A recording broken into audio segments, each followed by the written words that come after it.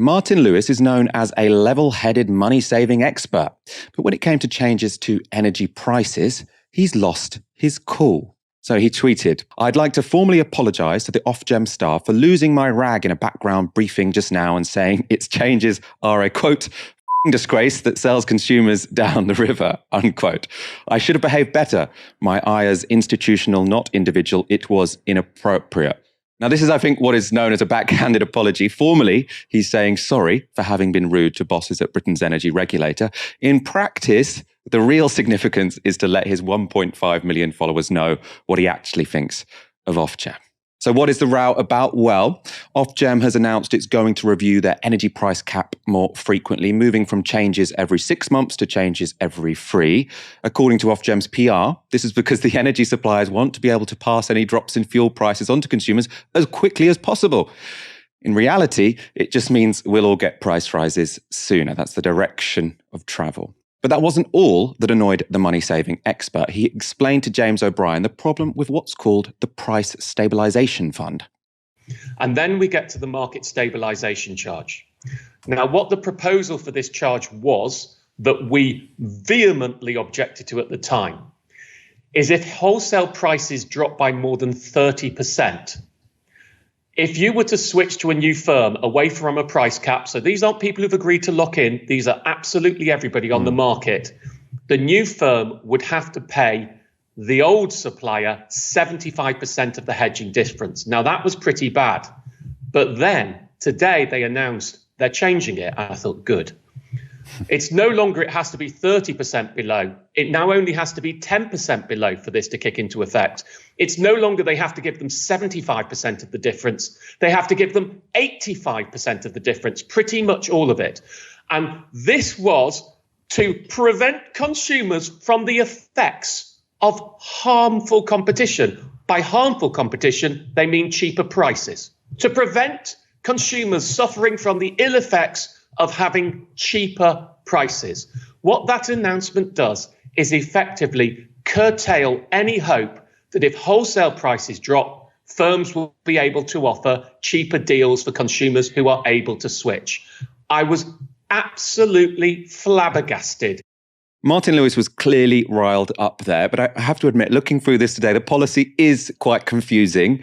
The gist of it is that Ofgem want to reduce competition in the energy market by forcing cheaper suppliers to compensate more expensive suppliers when they nick their customers. Now, this is presumably to stop more suppliers going bust, but given the whole point of having a privatised energy market was supposed to be that competition would lower prices, it's hard to see what consumers gain from any of this. Again, that's a point Lewis appears to understand well. There's two ways to run an energy market.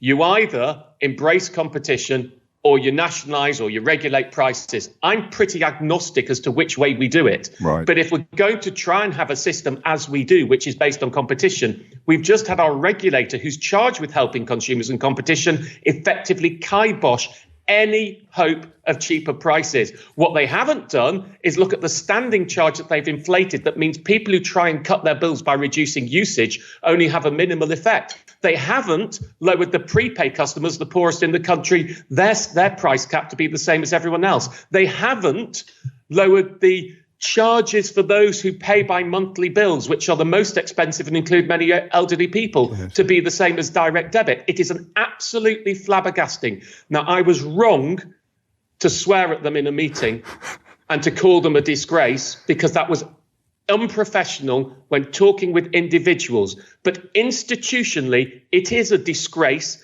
They are selling consumers down the river. And I call on the politicians of all parties, do not let the regulator do this. Your regulator, charged with protecting consumers, is instituting policies in the middle of a cost of living crisis where people may well die because they cannot afford to pay their bills, that effectively restrict competition and keep prices artificially high when it is unnecessary to do so. And that cannot be right. And that is the reason I lost my rag this morning. I have more reading to do, but that is my initial reading of the situation. Now, that was a pretty impassioned intervention. He's listing all the useful things a regulator could do. So that's like stopping energy companies discriminating against poorer households who can't afford direct debits, and saying instead of doing this, they just protect the big firms, the opposite of what a regulator should be doing. Ash, your take on Martin Lewis losing his rag and then going very public about it. I think that Martin Lewis has done something very, very smart. Now, this is just a theory, but hear me out and you can let me know if this sounds plausible to you. The changes that Ofgem have introduced are very technical. Now, usually that would be relegated to, a kind of little paragraph like this in, some of the business sections of the newspapers. So unless you're really, making it through to some of the deeper cuts of the Financial Times, most people wouldn't be aware of there essentially being a sort of price fixing deal by the energy regulator, which will be to the benefit of energy companies and to the detriment of consumers. Most people probably wouldn't know about that. So by kicking off the day by going, Alyssa, I'm sorry I called you a gap tooth. It's not your fault you're so gap tooth. Martin Lewis has created a newsy line, and it's the kind of thing that producers for talk radio stations, for news channels would be quite interested in. It's something which would get some newspaper coverage as well, because the money saving expert is somebody who is very genteel in certain ways. All right. There's somebody who's on the side of the consumer, not explicitly political. So by sort of packaging it as a little bit of a scandal story, whilst also apologizing so he doesn't appear as someone who is gratuitously rude or aggressive or discourteous, he's able to claim some broadcast time and some newspaper inches to take this story, which would otherwise be quite technical and quite marginal and could fly under the radar, and making it something which can grab people's attention. And by the way in which he is talking about it, by drawing out the full significance of it, that because of this cost of living crisis, people being unable to heat their homes, people may well die, that there are alternatives that could have been pursued, that there's something politicians could do and they really should take action. He, I think, has played an absolute blinder in identifying a way to kind of game the media by using his own social media and taking something which would otherwise have been, potentially ignored and putting it slap bang in the middle of the news agenda. So great work, Martin Lewis. I just wanted to ask you one more question about that, Ash, because one of the bits that stood out to me in that interview, and one of the less technical issues actually he was raising, he's saying the things that Ofgem could be doing is stopping the energy companies charging you a higher rate, for example, if you can't set up a direct debit. And, the highest is obviously if you have to take your key to the corner shop and top that up. And I think he's suggesting that essentially the primary role of a regulator is to make sure that companies aren't discriminating against poor people. And what that reminded me of is that great video you made a while ago talking about how it's more expensive to be poor. So I wanted just to get you to sort of talk very briefly about sort of that argument that you made then, because I think it's super relevant to this. Yeah, so this was a video I did a couple of years ago now, and it was just going through some really basic commodities that everybody needs to live and saying, why are all of these more expensive if you're poor? So energy was a big one. If you're somebody who has to top up their gas and electricity meter by the key, you're on a higher tariff. But that is also a logic which extends a lot further too.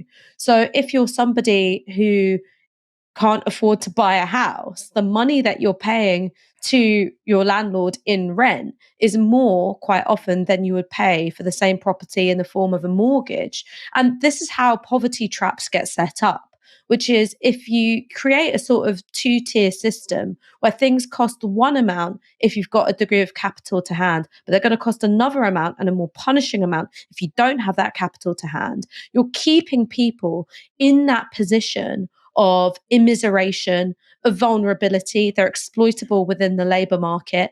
And that is how capitalism runs. It's not that the market is an efficient distribution of resources. Sometimes far from it. Sometimes markets are really inefficient at distributing resources. The market is also set up in such a way that it punishes you if you're at a disadvantage, and it just keeps you on the ground by extracting more money from you because you're poor than it would if you were rich. All of us here at Novara Media are working harder than ever to keep scrutinising establishment politicians and the media barons who protect them. We don't have billionaire funders. We don't have advertising partnerships. We're funded entirely by you. If you've ever thought about supporting us, now's the time to go to novaramedia.com/support and donate anything you can from just £1 per month. Defy the corporate media, join our monthly supporters and help build our supporter base to 10,000 strong.